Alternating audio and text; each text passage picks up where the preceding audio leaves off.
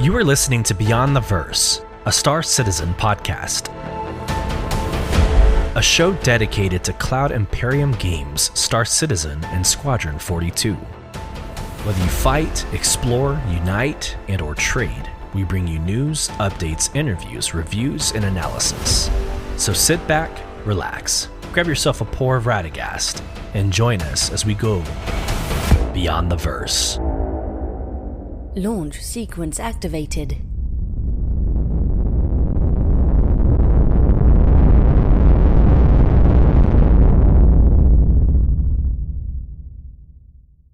Hello, friends, and welcome to Beyond the Verse, Star Citizen podcast. I'm your host, Solus. This is episode 68. We're calling Star Citizen in Real Life.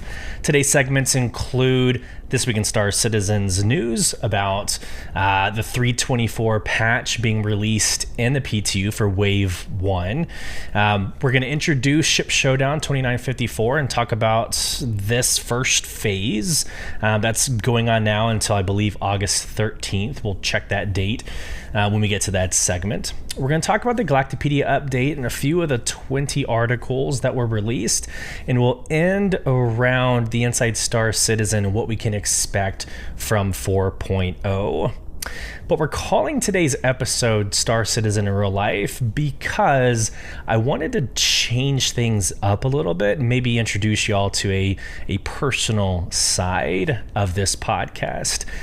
The last time I did this, I believe it was episode 30, so almost 40 episodes ago, called Pyro, and it's our top listened to podcast. It was actually right after CitizenCon, and I did kind of like a show and tell. I did like a PowerPoint where I shared photos and videos from CitizenCon, obviously dealing around Pyro, as that was the theme of CitizenCon 2953. And so I'm going to mimic that structure, and I would love to show y'all what happened this past week on my family vacation. I'm not going to get into Moody Gardens and the different pyramids and the stuff that's not necessarily Star Citizen related, but we did go to NASA, and that's the Houston NASA.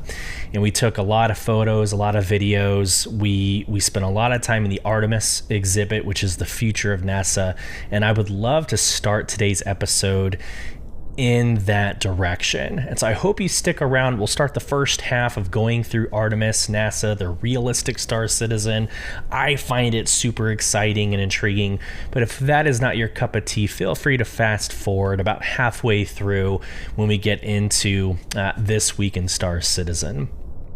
But before we do any of that, let's get into from the community. We'll go through the polls in the comments section from the last episode, and then we'll take off running from there. Here we go. Incoming message.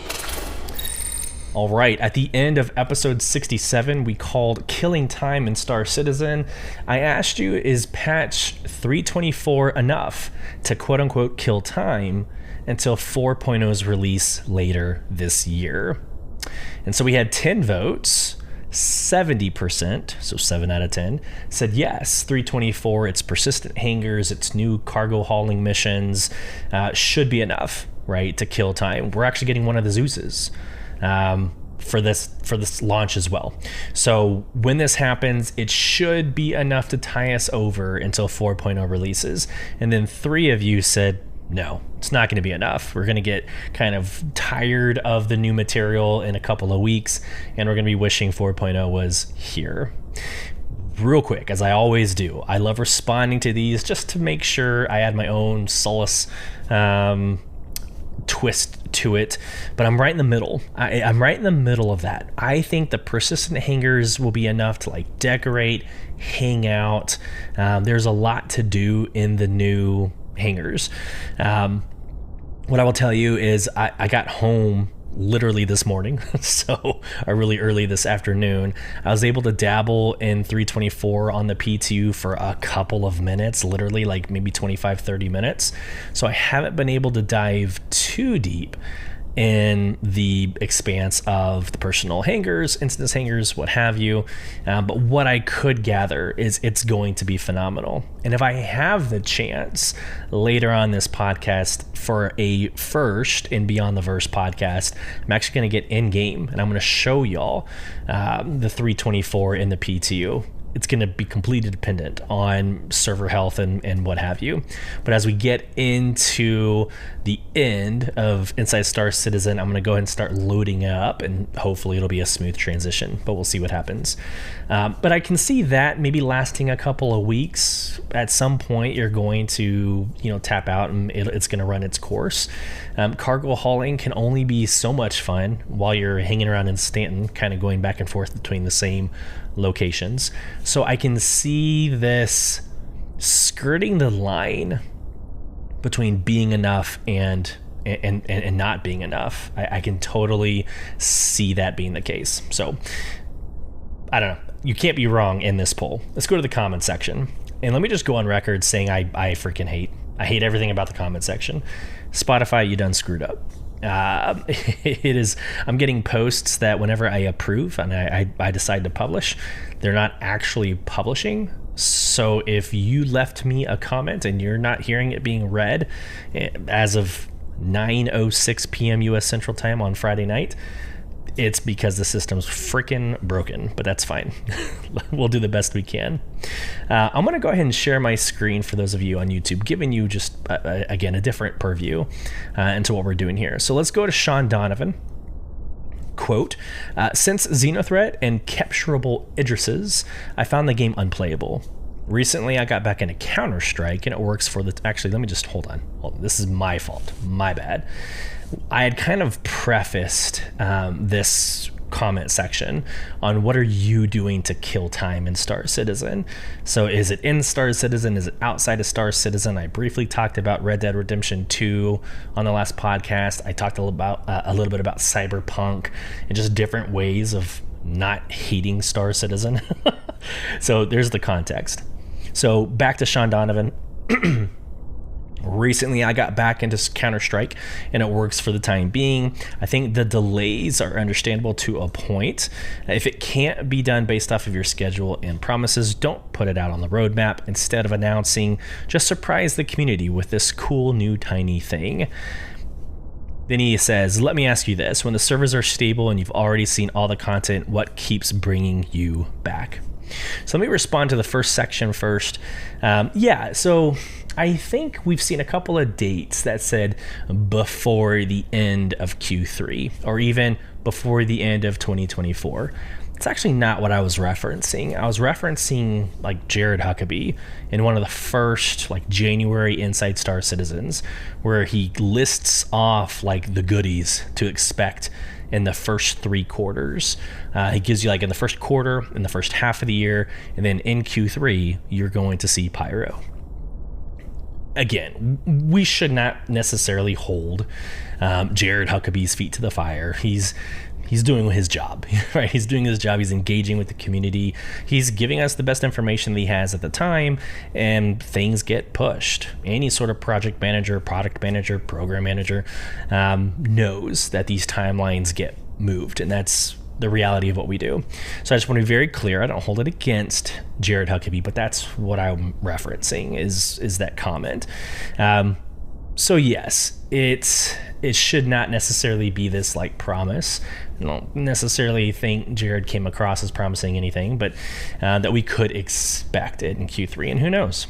I mean, we have until what, October, November, December, the beginning of October, so the end of September. So we have 2 months to see, Pyro come out.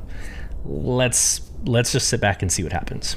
So to his question to me, first off, I appreciate it. I appreciate the engagement. I appreciate the question. But what keeps me bringing back? And I know I don't want to come across as like a billboard. I don't want to come across as like some phony like t-shirt slogan, but it truly is. It truly is the community. I do this podcast even if for just one or two of you, you've heard me say that before, if just one or two of you listen or one or two of you engage in this podcast, that's it. But the fact that we have over 30, almost 35,000 listens at this point, our community sole provision is 150 and growing, doing some great fun things, even outside of the game, doing the book reviews and all that fun stuff. It's kind of the community. It's what outside of Star Citizen does Star Citizen bring us? And if you're kind of on the fence of like, what is this guy talking about? Just go to a Bar Citizen, kind of suck up the ego, suck up maybe the anxiety, feelings, and emotions you may have, and go to a Bar Citizen, and you're going to see a very diverse group of like-minded individuals. It's crazy. I've never seen it really in any other game to this scale, right? So I hate saying that. Now, maybe inside of the game, like outside of the community, inside of the game, it's just this kind of delivery, living and existing in space, right? Delivering missions, space trucker mentality. I mean, the fact, especially with 324, the fact that you can kind of just exist and things are physicalized and you can see yourself kind of taking a break and going to the cafe and sitting down and having a double-decker hot dog, and like it feeds into bonuses and your health. Like, I don't know, like it gives you kind of a purpose to play. Now, if you're a sweaty gamer, and when we say sweaty, I refer to my days back in MMOs like Elder Scrolls, World of Warcraft. The sweaty gamer is those that are like keen on their rotations and their DPS and all that crap. If you're a sweaty gamer and all you do is try to be the best of the PvP combat ace flyers, I mean, you're going to get really annoyed at this game very frequently. I mean, the master modes, the desync issues that we're having, like today when I first got into the PTU, the PowerPoint presentation frames per second, it's going to annoy the ever-living crap out of you. But if you do it for all the other reasons, existing, exploration, space trucking, with the occasional mercenary missions where you get off and go to a bunker and shoot someone in the face, that's, I think, I don't know, you can kind of see joy, you can kind of see the highlights of this game. So hopefully that answers your question, Sean. Going to Dakota Riley, had to break put the Samsung phone, had to break out. I'm assuming Dakota meant out. Had to break out the Samsung phone to finally be able to comment. Yeah, here we go. Spotify. Where's my comment section on the iPhone? I don't know. We have many issues with the comment section in Spotify. Back to his comment. As far as how I've been killing time while waiting for 324, I've been checking out No Man's Sky on my Steam Deck. The new Worlds Part 1 update is fantastic. If you like Starship Troopers and Helldivers 2, the new The Liquidators Expedition is quite enjoyable. I've also been dabbling on the creative side with Soul Provision. Yes, you have. Prepping for the cargo update and other things. Absolutely. And we do appreciate all the hard work that you're putting in to Supervision. Absolutely. And there's a lot of updates for the cargo missions.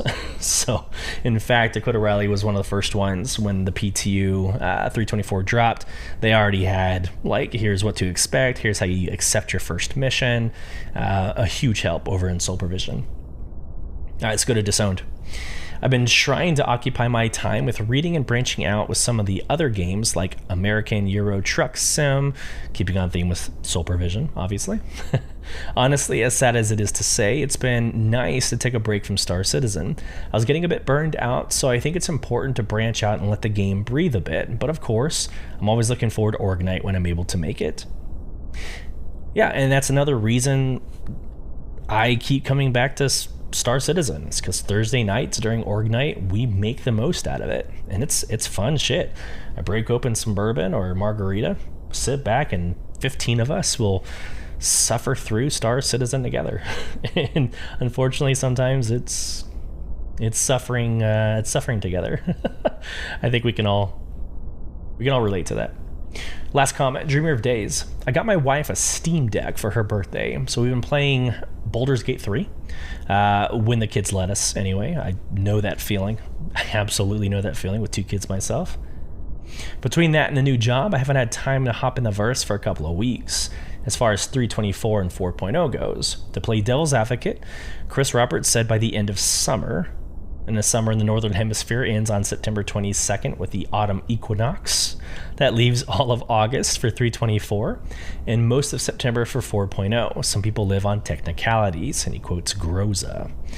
So Dreamer of Days, you're speaking my language.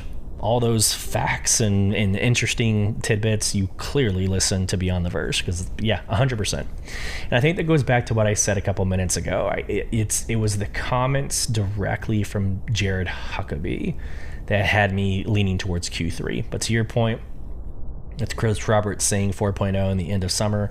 Here's my prediction before we get into kind of the meat of today's show. My prediction is that with 3.24 hitting the PTU this week, and again, it was yesterday, so Thursday, and a new patch released like 4 hours ago before I started recording Friday night. I highly suspect that we could go through all the waves, and by this time next week, 3.24 is live in the PU. So that would be in the second week of August. It's not bad. That also kind of coincides with Ship Showdown. Don't know if there's any particular reason that they would want those to line up necessarily, but I could see a world or a scenario where that could happen, where Ship Showdown, the phase 2 of Ship Showdown, and 3.24 kind of happens all at the same time. So we'll see what happens. But maybe that's today's comments. So maybe today in the comment section after this episode, what are your thoughts on when 3.24 goes live and when 4.0 goes live? What are your predictions? Actually, let's just do this. What are your predictions for the rest of the year? Right? Because we have 3.24. When is that going to go live? 4.0. When is that going to go live? Obviously, the next little promise we had was the Polaris. Right? So is the Polaris still going to hit CitizenCon? Is it going to hit IAE? Like, when is the Polaris going to be hitting us in Q4? What is the theme of CitizenCon? Is it going to be Squadron 42, where they give us a release date and they give us a playable demo? Tell me what your predictions are for the rest of the year. I think that'd be a great comment section. And with that, we will get into kind of the meat of today's podcast. So here's the context of how I got into taking the photos and the videos at NASA. On Wednesday, I decided to check in with social media. I reached out to my community and was like, hey, mid-vacation check-in. Here are some, I think I dropped a couple of photos, but just wanted to check in, say hi to everybody. But I also asked a poll. I asked, want to see NASA? On day 4 of our family vacation, we'll be visiting the National Aeronautics and Space Administration, which is what NASA stands for. And I'm curious, would you be interested in seeing videos and photos of NASA? You know, real life Star Citizen. So I kind of teased this episode already, the real life Star Citizen. And so we had 62 votes, nothing spectacular. Usually when you don't stay on Star Citizen topic, you don't get as much impressions, you don't get as many like shares, retweets, reposts, quotes. So I don't really care about that total number of 62 votes. But we had 90.3% say yes, please do. Please share photos and videos from NASA. And then we had 9.7% say no, stay on Star Citizen topic. So here's what I'm going to do. I'm going to meet kind of halfway. I'm not going to show y'all all of NASA. I'm really going to focus on what I think is pertinent to Star Citizen, and it's really the Artemis program. And so let's just get into it. We'll see how this flows. I'll go kind of quickly, but I just wanted to share this with you. So here we go. Sharing for those of you on YouTube. If you're not viewing and you're listening on podcast, at some point, feel free to hop on over. It's youtube.com/@ the @ BTV_cast. So here we go. Back to the moon. explore Artemis. So this is the outside of Space Center Houston. Just really quick, NASA. So there's two NASAs, if you will. There's the NASA in Houston, which is the command center. And then you have the NASA in Florida, which is the launch center. So it's where they physically launch the rockets. Where the command and the planning strategy and all that takes place here in Houston. So that's kind of the premise of what you're looking at. This is the video that I took.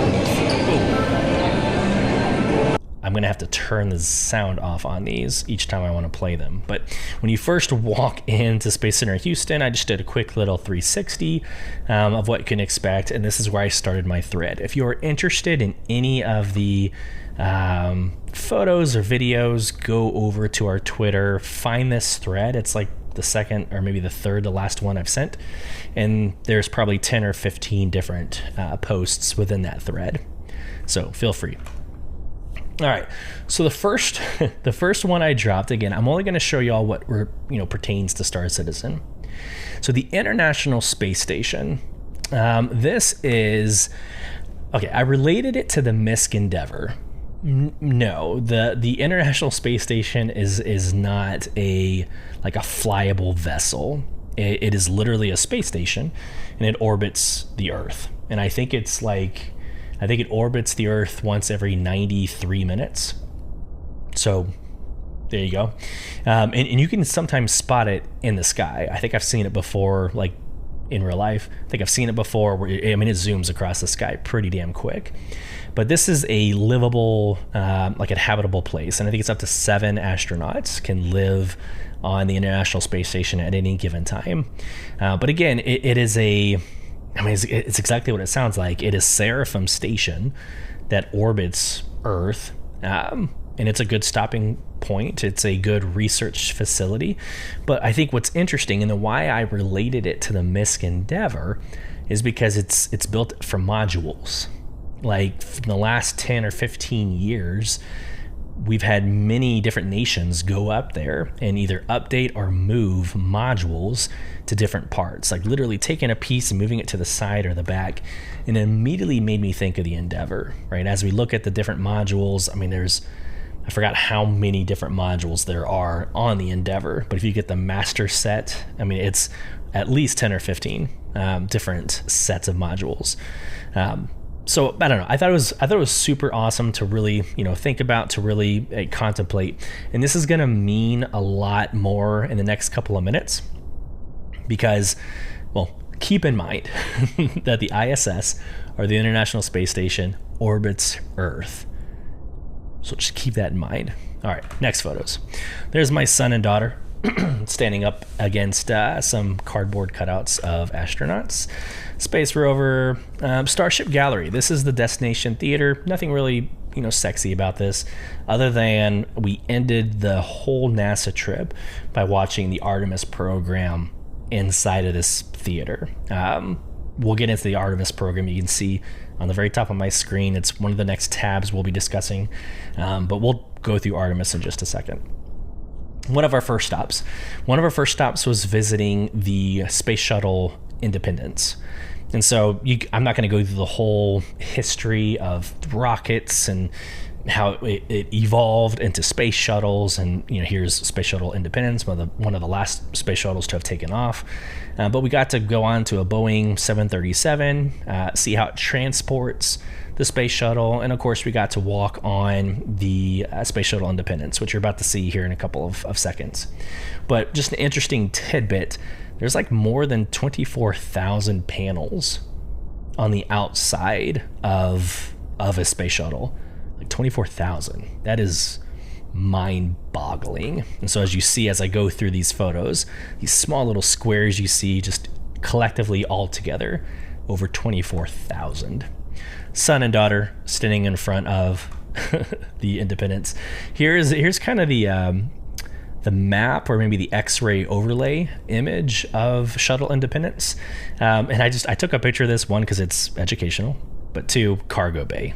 and I'm all things cargo, right? So yeah, you were able to walk in the flight deck, walk over to the viewing platform, and kind of look over the edge into the entirety of the cargo bay. You're going to see that here in a couple of seconds, but I don't know. I'm fascinated with the way they transport cargo. So here we go. The back of my son's head. Photo did not turn out the way I necessarily wanted it to, but the back of his head, he's looking over the railing. There's the cargo bay that you can see a couple items stowed away. So then as you literally turn a 180, so you were looking at the cargo bay, you turn a 180. This is actually the cockpit. It actually looks like a spaceship, or it looks like a regular airplane, right? Which this was shocking to me. Like, I thought it'd be a lot different of a layout, but it really does look like a small spaceship on top of the large Boeing 737. So I don't know. I was underwhelmed. Maybe underwhelmed's not the word. Maybe it's surprised that this was just a different experience. All right, here's the front of the Shuttle Independence. You can see all the panels that I was talking about, and let's just move on. Okay, so this is I guess when you first walk in, there's a couple of rooms for like storage containers where we would put our spacesuits and undersuits, etc. Here's some cool things about the undersuits, or actually the NASA spacesuits. So real quick, and I find all of this fascinating, so bear with me. So each spacesuit, good Lord, weighs over 300 pounds.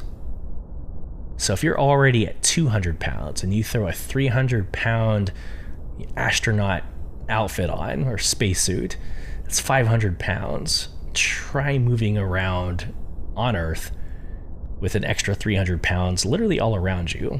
That has to suck, right? So you can imagine like the different considerations when we want to fast forward 930 years, in Star Citizen world. It's, I don't know, we're a long way from that. Right? This idea of just putting on a jacket and we're like, okay, we can go up in space. Clearly that's not it. There's nothing realistic about Star Citizen. I'm pretty sure that's not a shock to anybody listening. But yeah, so it's over 300 pounds. It takes between 2 to 3 hours to put on. 2 to 3 hours to put on an outfit, which I think is funny, because if you think about the quote-unquote realism debate that's happening in Star Citizen, imagine putting on a uniform and it taking 2 to 3 hours to put on.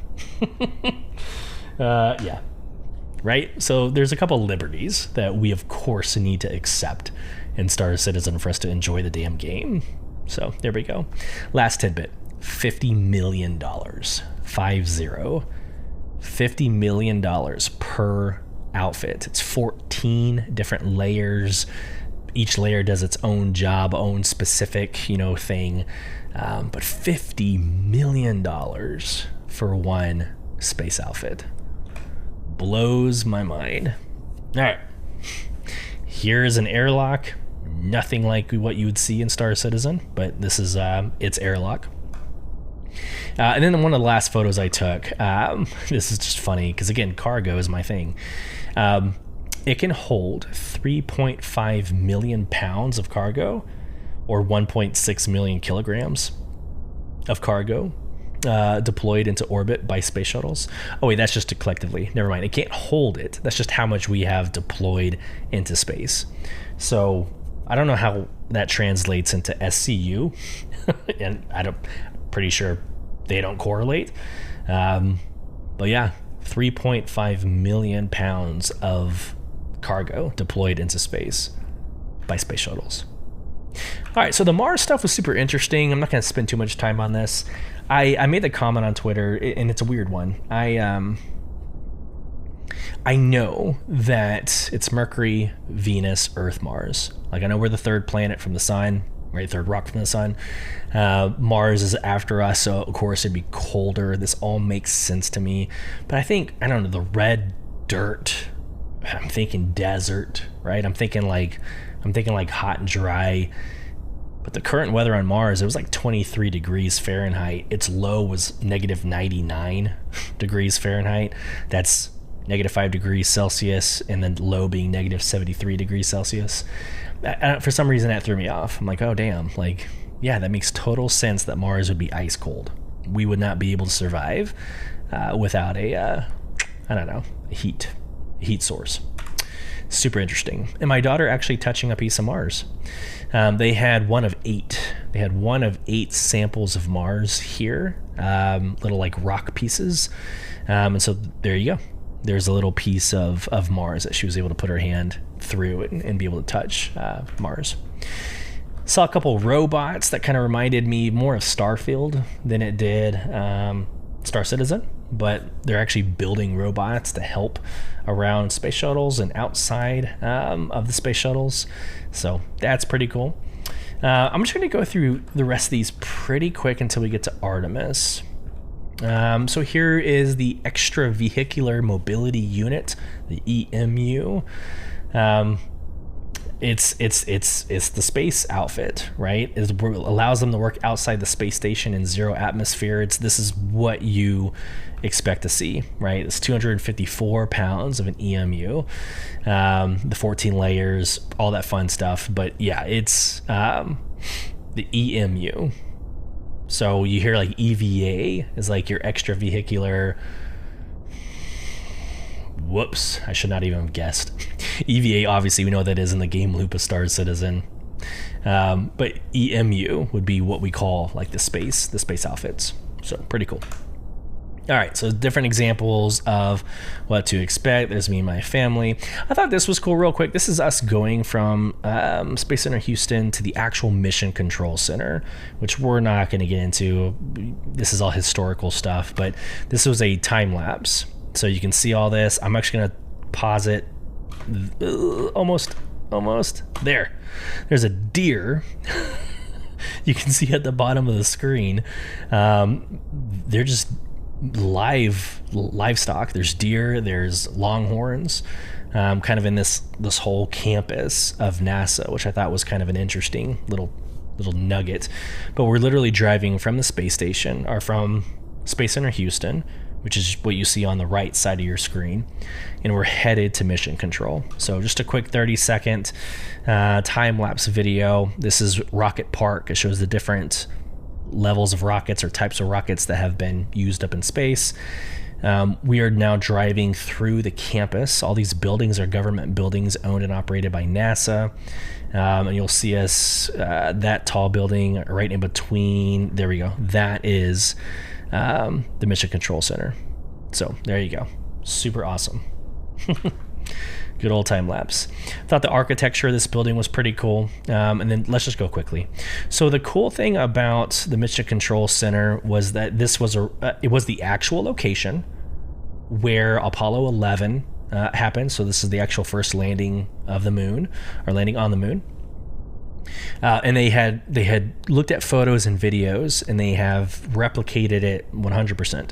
So the items you see on the desktops, like this is actually what was left over on the night that we landed on the moon. So it's very exact. And where we were sitting was the actual location of where the parents and family of the astronauts sat. So we were sitting in the seats watching what they would have been watching when Neil Armstrong and Bud Aldridge when they landed on the moon. So super awesome. Again, not going to go too much into this. Not a lot to do with Star Citizen.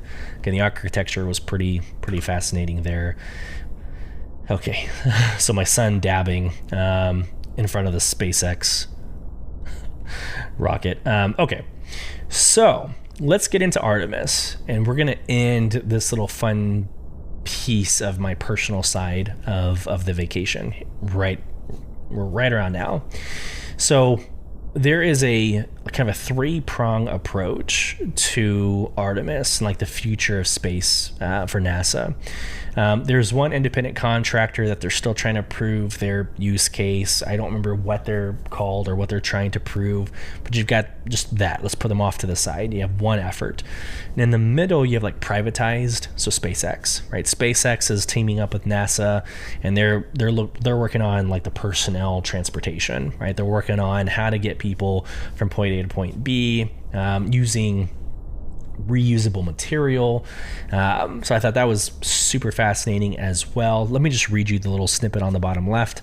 SpaceX's Starship human landing system will carry NASA Artemis astronauts and all of the supplies, equipment, and science payloads needed for extensive surface exploration from the Gateway space station, get into that in a second, and Orion spacecraft in lunar orbit to the moon's surface.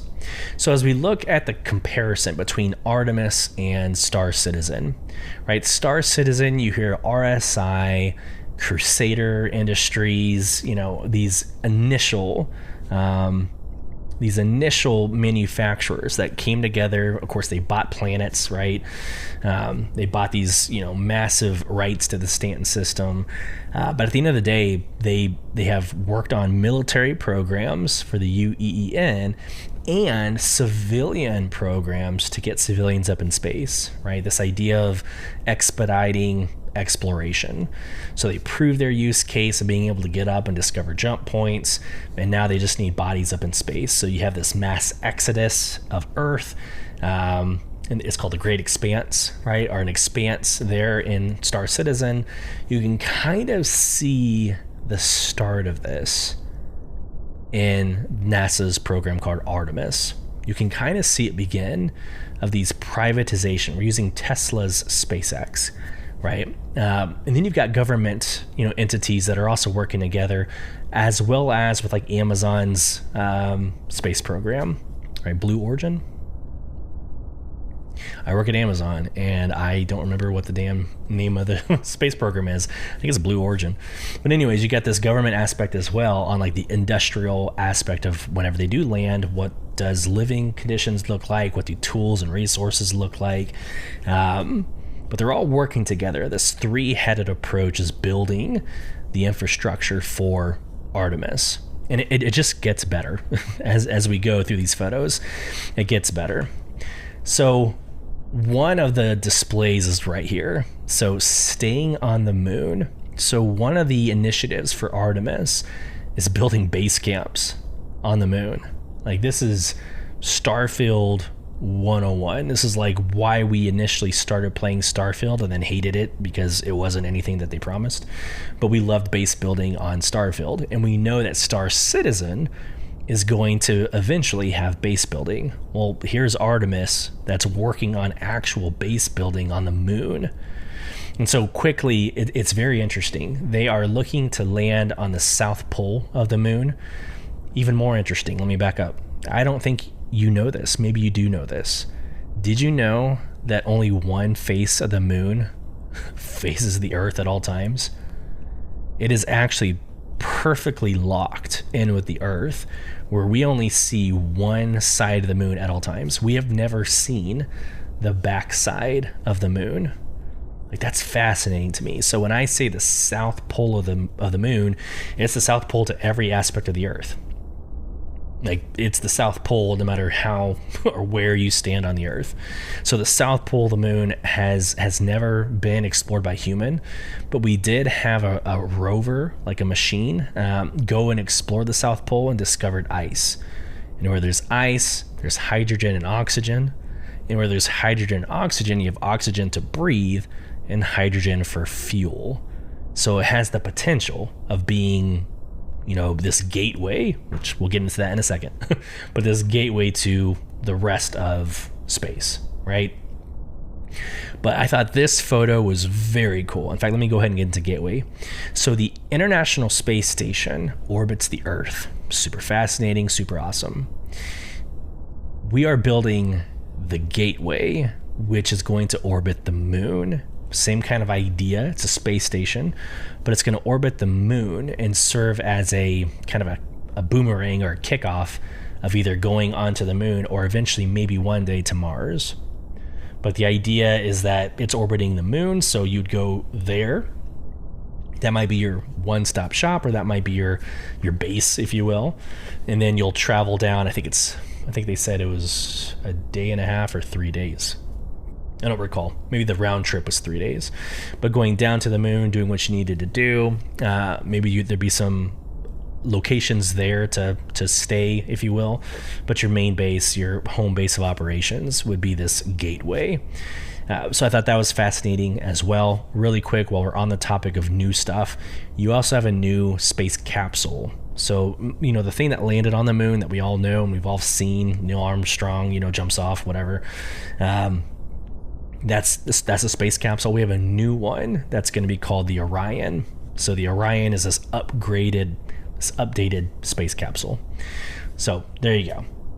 I thought the base building was very fascinating. That we see it in Starfield. We're going to see it in Star Citizen. The shit's happening right now. Like, it's being built right now to be able to deploy to the moon. And this is very soon. Super exciting. This is awesome. So this is a sign that says it takes a team, and it goes through people around the world working on Artemis, work on these jobs. And these jobs are engineers, nutritionists, trainers, psychologists, scientists, mission control teams, and communication specialists.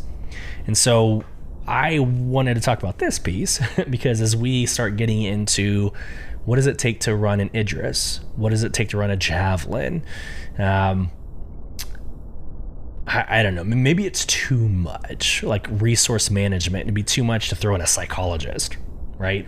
But just this acknowledgement that your base should be more than just pilots and engineers. Like, it'd be cool to think of a future where you would need a communication specialist as well, a radio operator.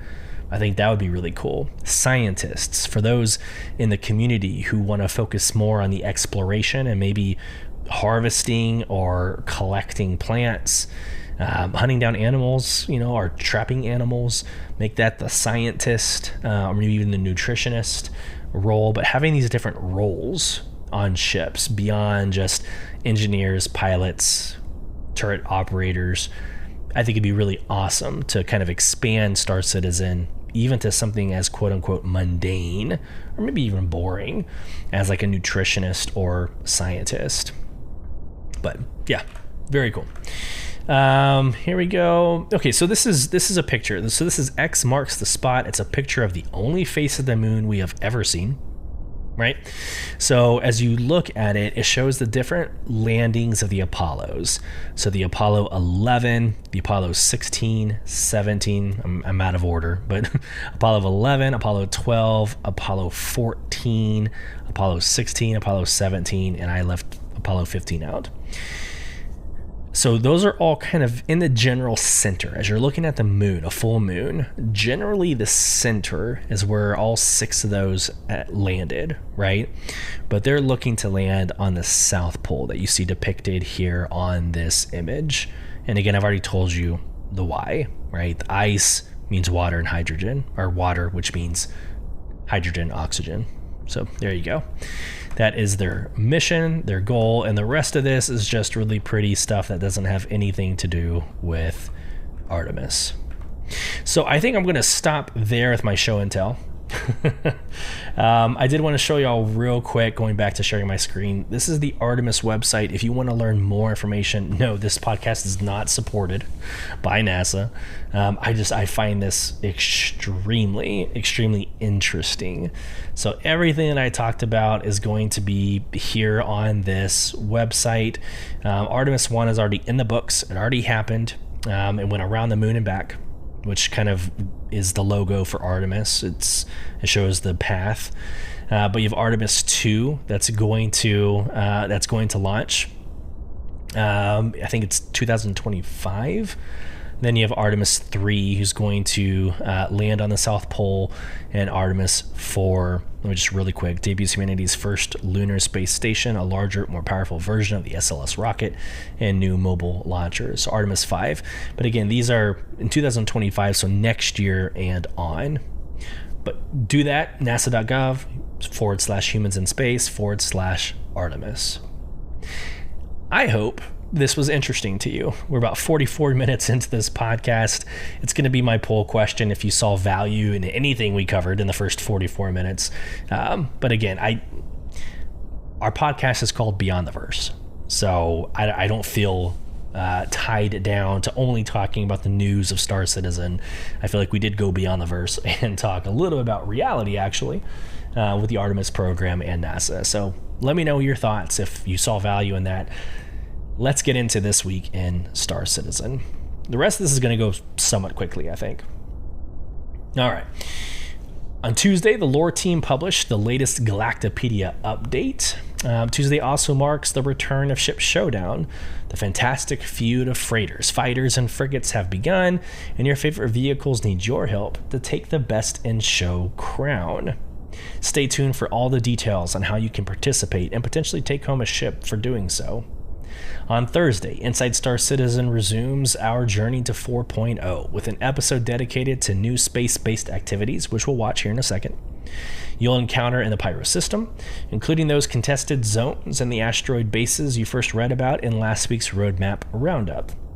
And earlier on Friday was Star Citizen Live. They had their old friend Dave Haddock and Will Weisbaum drop by, the only constant for a Star Citizen Live interview, where we'll learn about who they are, how they came to CIG, share their stories from the earliest days of development, and talk about John Schimmel when he can't defend himself.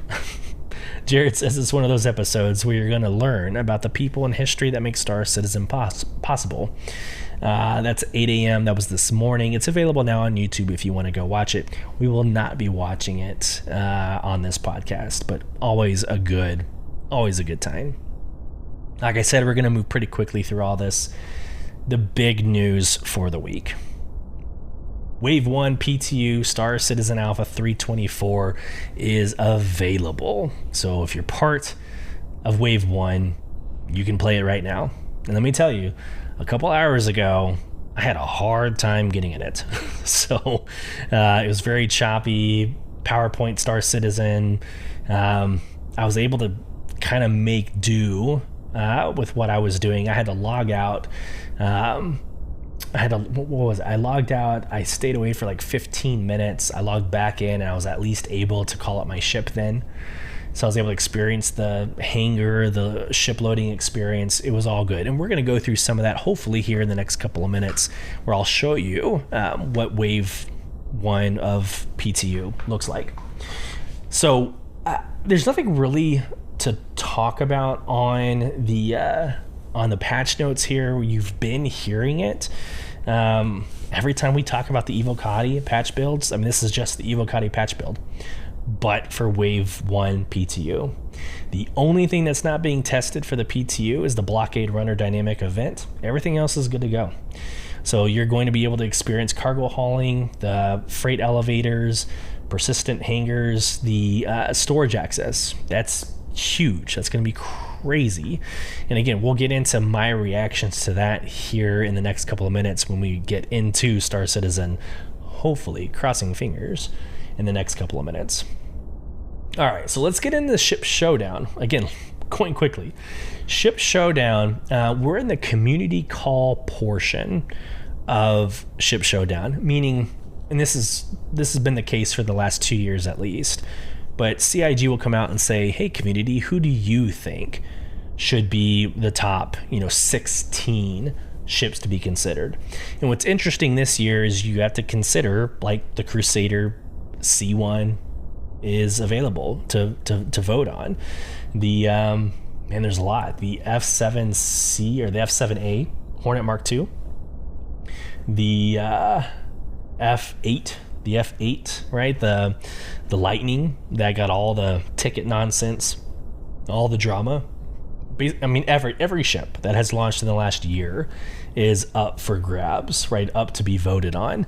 So you could see some upsets. You could see some regulars like the Arrow or the Gladius. You could see them get overthrown pretty quickly. I think it'd be hilarious to see the MPUV tractor go all the way. And so maybe that's another comment section. Like, what ship do you hope to see make it all the way through the Ship Showdown? And like, for me, I don't know. The Carrack should always be one of the top 4, in my opinion. I don't know. Fight me, debate me, whatever. I think the Carrack is still one of the most fun ships to fly as an org. Even with most of it not being operational, like the drone room. 100% still on board, still support that. But let's go through the community call real quick. They're looking for the divisions, right? So the industrial, racing, combat, exploration, transport, alien vehicles, ground vehicles, and quote, the little guys, or the underdog division. And basically they're asking you between now and August 13th to submit your fun, crazy ideas, right? So you have 10 days as of right now of me recording. You have 10 days, 17 hours, 10 minutes, and 2 seconds to get your submissions in. And I don't know, songs, commercials, physical models, anything and everything is up for grabs. You put them into the community hub and then the upvotes win. So try to get your community to upvote them, share them on socials, get more upvotes, and go from there. But there's some amazing ideas. You can scroll down here on this page. You're going to see them featured, right? You're going to see them featured like I'm showing you now. Scroll down, ideas, some fun ideas, some actually supported by CIG. It's the content creators they're supporting. Again, some really awesome ideas here. Not going to go through each one of these. So you have until August 13th, and then you have the live showdown. It's August 15th through August 29th. So 2 weeks from the middle to the end of August. That's where I shine. So for the last 2 years, I've created an Excel spreadsheet that, I don't know, if you watch like CNN or Fox News or any other news program during any political like votes, you see the different, like, we can call this 2 hours in advance because there's no way, probability speaking, for the underdog to come back. I love doing that. I am a statistical nerd. So you'll see my socials flooded with my analysis there. And last year I think I missed one. And I think it was when I forgot which ship. It was like the Cutter. It was like some ship overthrew my Carrack, and I was pissed off about it. But we were pretty easily calling every single race in the first like hour or two. But it's interesting. I love doing it. The fan base, tends to love, seeing it. It generates a lot of good conversation. Also in Supervision, we'll have our own vote as well. It's more fun to see like how the 150 of us feel about a ship, as opposed to seeing the 15 to 20,000 votes that ships normally get. So yeah, so there's the Ship Showdown. It's pretty easy. It's robertspaceindustries.com/Ship Showdown 2024, or just go to the main site. It'll be the landing page. You can click on it. All the information is there. As always, it's accompanied by a Spectrum article. So here is your Ship Showdown 2954 Phase 1 has begun, with a lot of information on how to participate, rules and regulations on how to participate, or maybe like, I don't know, guardrails to things not to do whenever you participate. There's a second one about your favorite ship needs your help. This was 6 hours after the last article. Not too much more information. But yeah. So I hope something I said here kind of resonates with you. We're not really going to get into this until the 15th, which is not next week, but the week after. And then we're going to go crazy. We're going to go crazy with votes and polls and analysis, and expect the podcast to blow up with a lot of that as well. So there you go. Okay. We're going to go through Galactapedia update, and then we're going to get into the Inside Star Citizen. We're going to watch that 4.0 video together. It's like 16 minutes. And then we'll end with my attempt at getting into the PTU. And we're going to go through that together and just see what that experience is like. So, Galactapedia update. Sharing my screen. Like always, there's about 20 articles here. I want to go through those real quick, but here is the narrative, or here's the first paragraph. This month we learn the history of Shubit Interstellar, get an overview of the Odyssey, the Expanse, the Ironclad, the Fury, the Scorpius, and other ships and vehicles. We also visit the home system of humans, which is the Sol system, hence Supervision, and cover the common laws that govern the entirety of the UEE. Join the Spectrum thread for any discussion or feedback. The full-length article was Shubit Interstellar, and then the short articles, the Odyssey, Expanse, the Hover Quad, Ironclad, Ironclad Assault, the Sulin, the Quell Kaltu, which is a Xi'an scout, Fury, the Fury MX, the Fury LX, the Mule, the Arastra, the Scorpius Antares, the Zeus Mark II ES, MR, and CL, the Saber Firebird, Saber Comet, Saber Raven, the Common Laws, which is the core code of the UEE government, and then the Sol system, which is the home of the humans. So a lot of articles are here if you're interested in ships and kind of the history thereof. I think it'd be really interesting to get into, the Odyssey would be good, right? The Odyssey would be like, it's Carrick 2.0. It's for your long distance journeys. It'd be interesting to get into that and read more about that. The Arastra was announced last year. It's deep space mining. So think of kind of a sub-capital mining ship. It's what you'd pull right under the Orion. The Orion is your capital mining ship. So I think that would be super interesting to get into. But yeah, some good articles to read. I haven't been able to touch a single one of these because I got home like 6 hours ago. So bear with me there. But I'll have a lot of reading material between now and next Thursday. So without further ado, here's Inside Star Citizen Alpha 4.0, what we do in space. So to the article, sharing my screen. Ready to take on some brand new gameplay in space? Join us today as we explore new activities coming to Pyro with Alpha 4.0, including asteroid base assaults and contested zones in this episode of Inside Star Citizen. Let me play it for you. I will try not to interrupt. We'll go through these 16 minutes together, and then we'll get into wave 1 of the PTU. Here we go.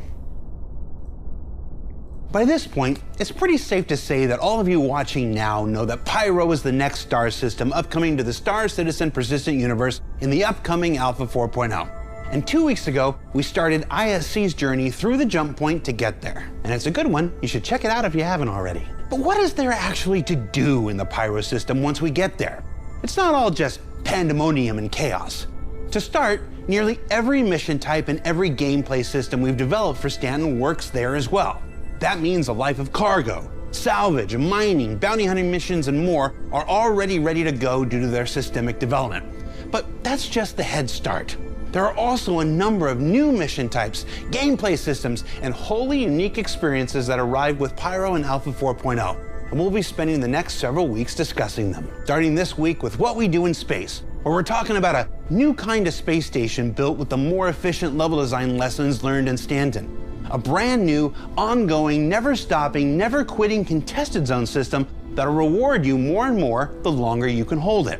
And a sneak peek at asteroid bases that'll require both ship and FPS combat combined to overcome and explore for its rewards. Let's find out more.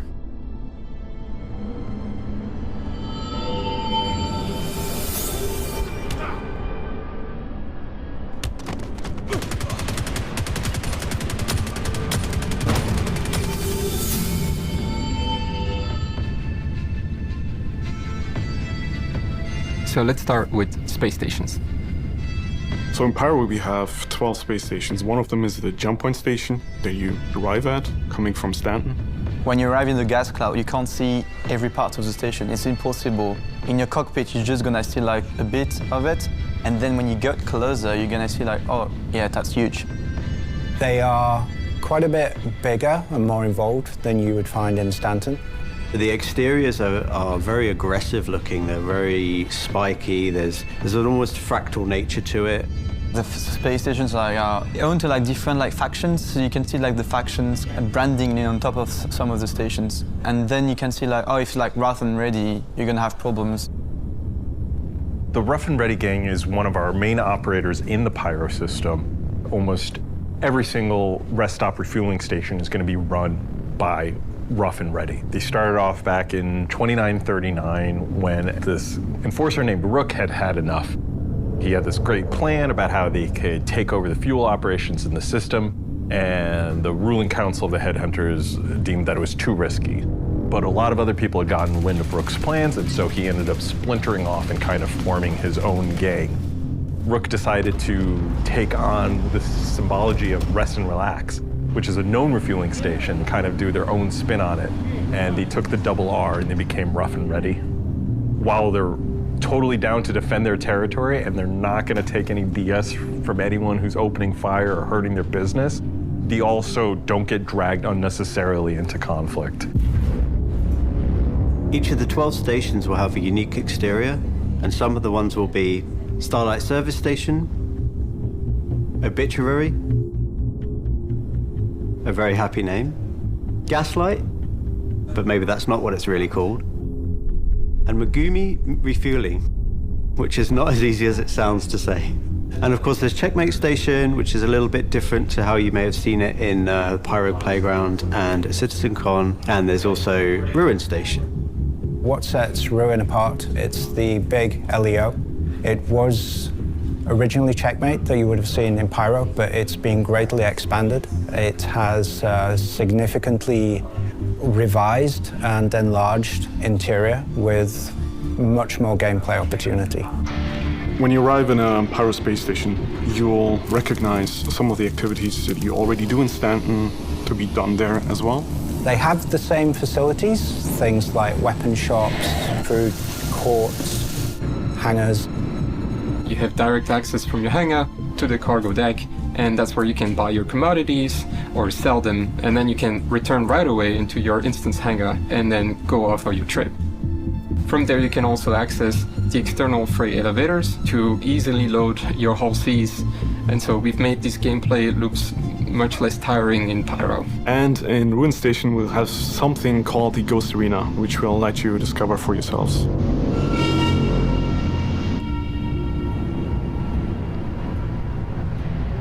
So a contested zone, design-wise, we are likening them to kind of a classic MMO dungeon. Instead of the primary way of accessing this content being behind missions, we are taking more of an open approach. It is an open space for players to go in and farm, get loot, some special rewards, and explore the station even more. So what I really like about the contested zones is the fact that they are right there next to the social space. It's really quick access, which I think is something that makes Pyro unique. You can be in the social space, you have your shops, you have the hub, you have the clinic, but the contested zone is right there, often through just a door, an airlock. This will be very visually distinctive. It'll be very cold, there'll be ice along the walls. Some of these don't have the life support systems. The power will be generally out. We have booby traps and mines. You'll hear the odd rustling inside the vents, with some potential surprises in it. At some point you'll be facing multiple doors, and every door is giving you different things to fight, different rewards, and so you have to choose where to go. And some of them will be blocked through some puzzle elements, like key cards, to allow you to open the door and access the wing. Some areas are more secure than others with better rewards. Other areas are highly contested, and there's more players coming into that space and more like an arena.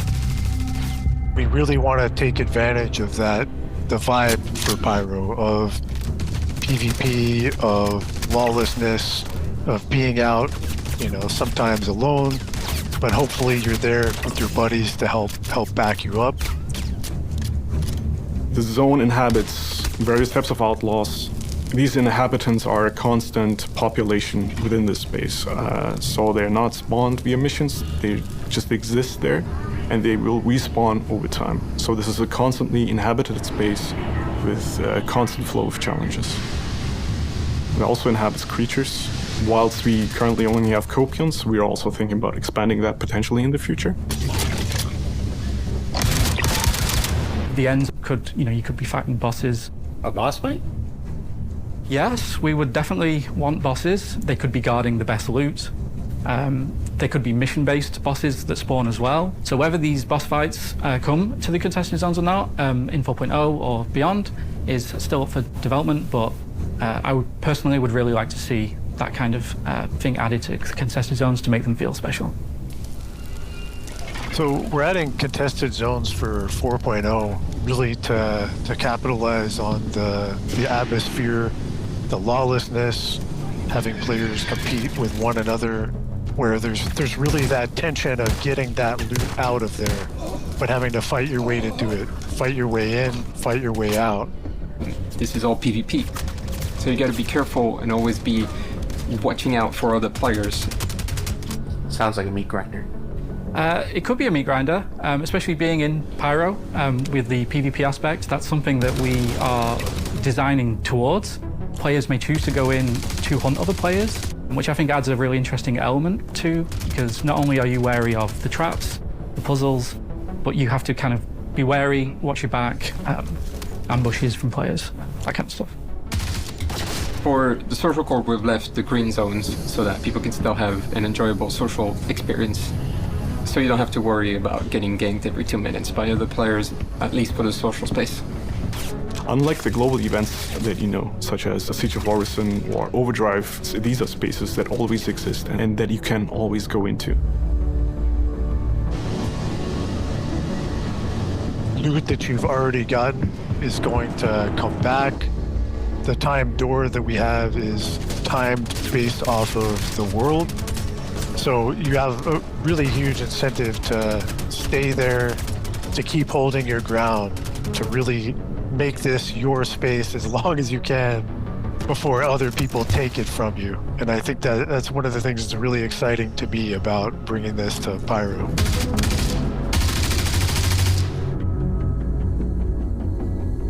Pyro has a number of asteroid clusters. They are the newer, larger asteroid clusters, so they should look and feel very different to the ones in Stanton.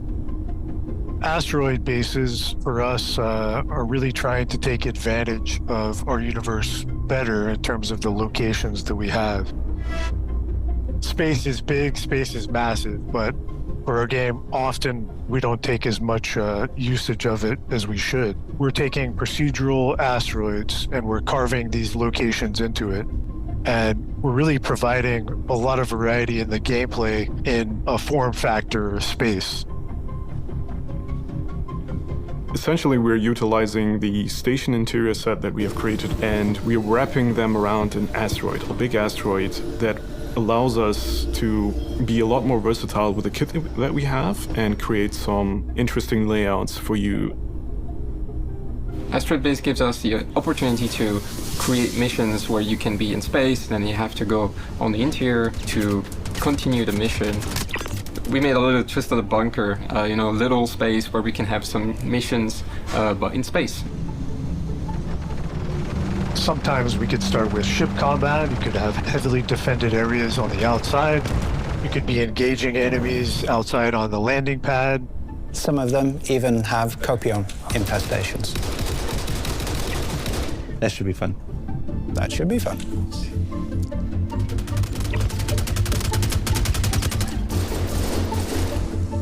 Asteroid bases are not just for combat.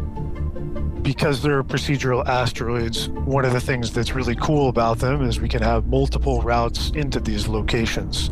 So players can EVA and enter through a vent hatch. You could find your way in through a hangar. You could go straight through the front door. But there's a lot of room for exploration, finding loot that's been hidden there with loot crates, and find certain items that are important for you that you want to use to progress through Pyro, things that you haven't seen before in Stanton. Can you tell us what that is? No, I don't want to spoil it. As a baseline, we wanted to bring Pyro up to par with all the content that we already have in Stanton, but also make it unique. We believe that with the addition of contested zones and asteroid stations and all the other little pieces will give us unique aspects that really make it feel different from Stanton. We're really looking forward to you finally getting your hands on the full experience of the stations. There's been a lot of effort put into them. There's a lot more diversity now inside and outside of the stations, both in terms of visuals and design. Asteroid bases and contested zones, for us, are two really exciting new location types that we're bringing to the fans for Pyro. It's not a global event, so it's long-term. It's always going to be there. You can come back, get new cool stuff, advance your progression, and have fun with your friends and your party, your orgs, and, have a great time in Pyro.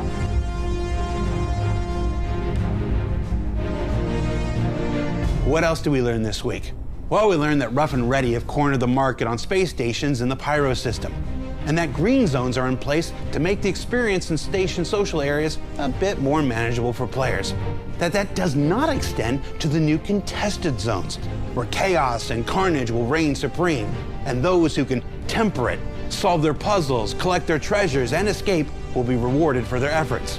And that asteroid bases should allow for a combined arms assault to explore what's contained within, and Christopher doesn't want me to say just yet. We want to make sure it'll work the way we want it to. For Inside Star Citizen, I'm Jared Huckabee. Don't forget to vote in the ship showdown when that happens. Don't forget to keep testing 3.24 and 4.0 on PTU when that happens. Thanks for letting us share the people and process of game development when that happens. And we'll see you all here next week for Fire.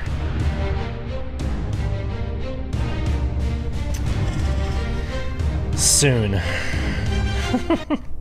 Soon. Yeah, I still think, I don't know, end of September, it's possible. It's possible. It could be the 30th of September and it's still launch in beyond time. Yeah, that contested zone, I think that's gonna be super exciting. The PvP aspect of it, going in there with an org, that's gonna be a phenomenal org night. So contested zones, the asteroid bases, all of it. There's more to Pyro than what I had originally thought. So I hope you found the same excitement there with that Inside Star Citizen episode.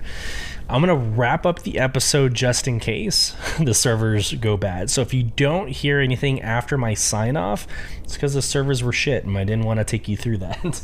But we'll try to get into patch 3.24. I'll show y'all storage access, the persistent hangars, calling up a ship, and the first cargo hauling mission. So cross your fingers. Regardless, I hope this finds everybody well. If you want to become part of the conversation, at the end of each episode, there's a comment section over in Spotify. That sucks, but go ahead and leave a comment. There's a poll that you could answer as well, which we'll go through every single episode like we did this one. You can email us at contact@beyondtheversehq.com, or you can join any of our socials, Twitter, Instagram, Blue Sky. That's Ford BTV_cast. There. Oh, and you can join our in-game organization called Soul Provision at www.robertspaceindustrials.com/orgs/provision. Again, I hope this finds each of you well. Safe travels as you traverse beyond the verse. Take care, everybody.